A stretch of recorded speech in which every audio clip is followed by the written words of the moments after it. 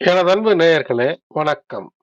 உலகெங்கும் வாழும் divine dive Tamil சேனலின் மேஷராசி அன்பர்களே, உங்களை இந்த சிறப்பு பதிவிற்கு அன்போடு வரவேற்கின்றேன். மேஷராசி அன்பர்களே, 2026 துவங்கி 2030ஆம் ஆண்டு வரை கிரகங்கள் தரக்கூடிய அற்புதங்களை ஒரு ரத்தின சுருக்கமாக ஒரு பதிவை தர வேண்டும் என்று இந்த பதிவை உங்களுக்காக நான் தருகின்றேன். மேஷராசி என்றாலே காலபுருஷ தத்துவத்தினுடைய முதல் ராசி. இந்த காலகட்டம் என்பது நீங்கள் சோதனைகளை கடந்து சாதனை செய்ய வேண்டிய அமைப்பிலே அமைந்திருக்கிறது.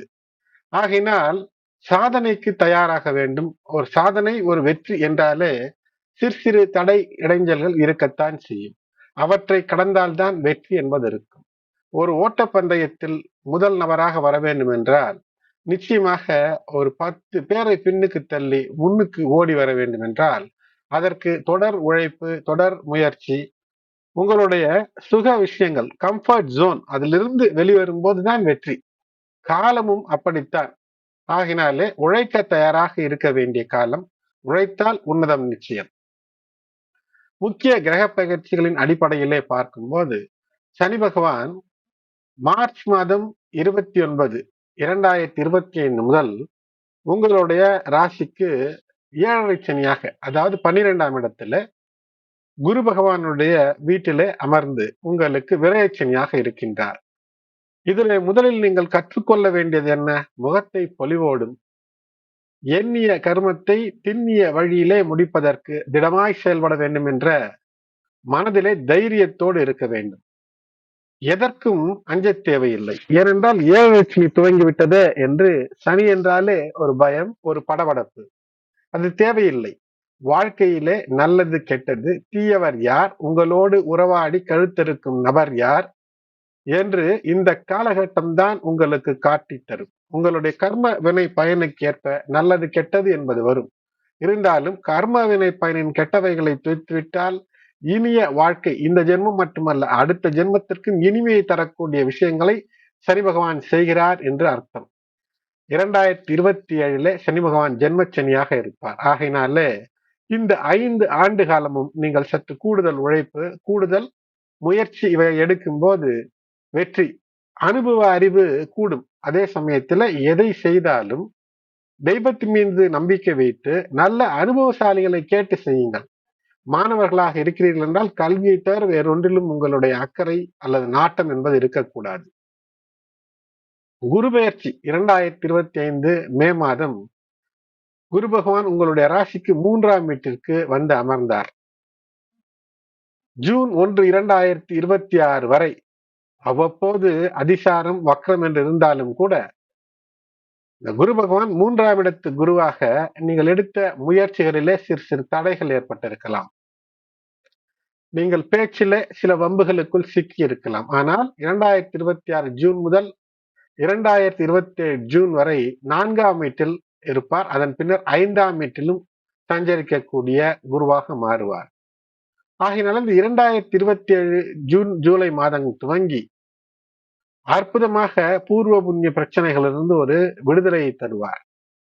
குழந்தைகளின் மூலமாக இனிமை, வாழ்க்கை துணை மூலமாக இனிமை, திருமணத்திற்காக காத்திருக்கக்கூடியவர்களுக்கு இந்த காலகட்டத்தில் இனிய இல்லறம் அமைவதற்கு, இனிய காதல் அமைவதற்கு, பிரிந்த வாழ்க்கை துணையோடு இணைவதற்கு, அல்லது இந்த காதல் கனிந்தால் வாழ்க்கை சிறப்பாக இருக்கும் என்று எண்ணியிருந்த மேஷத்திற்கு மோசம் செய்யாத வானிலையாக அற்புதங்களை தரும். புத்திர பாக்கியம் இருக்கும், வீடு வாங்கக்கூடிய அமைப்பு ஏற்படும், வாகன சேர்க்கை என்பது ஏற்படும். இப்படி வெற்றிகளை தரும்.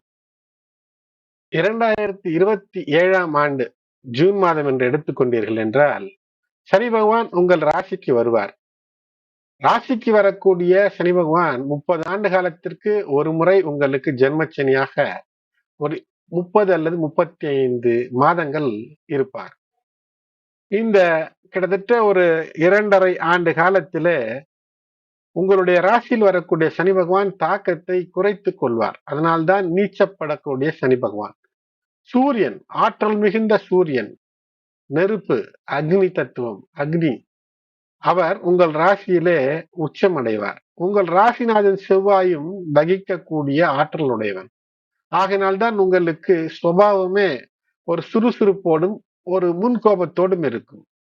இந்த காலகட்டத்திலே, ஜென்மச்சனி காலகட்டத்திலே சட்டென்று யாரையும் எடுத்தெறிந்து பேசாமல் பொறுமை காப்பது மிக முக்கியம். அதே ஜூலை 27 5ஆம் வீட்டிற்கு மாறக்கூடிய குரு பகவான் உங்களுக்கு மகிழ்ச்சியை தருவார். மகிழ்ச்சி ததும்ப ததும்ப 7 சனி ஜென்மச்சனி காலத்திலும் இனிமையை தரக்கூடிய ஒரு அற்புதத்தை அவர் தருவார். 2028ஆம் ஆண்டிலே சனி ராசியிலே சஞ்சரிக்கக்கூடிய காரணத்தினால் உடல்நலம் சார்ந்த விஷயத்திலே சற்று கூடுதல் அக்கறை. வயதிற்கேற்ப உங்களுடைய அக்கறை என்பது கூடுதலாகவே இருக்க வேண்டும். எந்த வயதினரானாலும் உணவு கட்டுப்பாடு தேவை. யாரேனும் ஏதேனும் ஓசியில் தருகிறார்கள் என்றால் வாங்கி ஈஸியாய் வாயில் போட்டீர்கள் என்றால் அவ்வப்போது ஆஸ்பத்திரிக்கு சென்று வரக்கூடிய, மருத்துவமனை செல்லக்கூடிய அமைப்புகளை எல்லாம் காட்டும். 2029ஆம் ஆண்டை பார்க்கும்போது சனி பகவான் உங்கள் ராசியில் தான் நீடிப்பார். கடின உழைப்பு, அந்த உழைப்பிற்கு அங்கீகாரம்.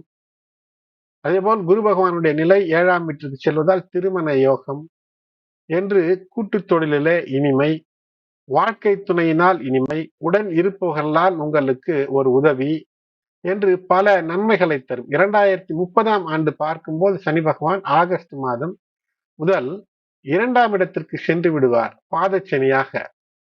இந்த 2ஆம் இடத்திலே செல்லக்கூடிய சனி பகவான் உண்மையிலே சனி பகவானுக்கு ரொம்ப பிடித்த இடம் என்று சொல்லலாம். ஒரு நட்பு வீடு.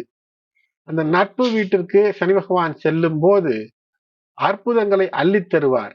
பேச்சால் மட்டும் சிக்கல் வராமல் பார்த்துக் கொள்ளுங்கள். குறிப்பாக வலை வீசும் பேச்சால் நீங்கள் வலையில் சிக்கிக் கொள்ளக்கூடாது.